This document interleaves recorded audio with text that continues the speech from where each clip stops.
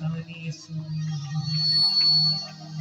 ਸਾਨੂੰ ਦਿੱਤੀਆਂ ਨੇ ਤਾਕਤਾਂ ਮਹਾਨ ਯਿਸੂ ਨੇ ਸਾਨੂੰ ਦਿੱਤੀਆਂ ਨੇ ਤਾਕਤਾਂ ਮਹਾਨ ਯਿਸੂ ਨੇ ਸਾਡੇ ਪੈਰਾਂ ਥੱਲੇ ਰੱਖਿਆ ਸ਼ੈਤਾਨੀ यीशु ने हालेलुया।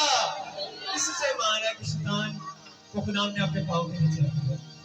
सबने माना है जोरदार ताली दे अपना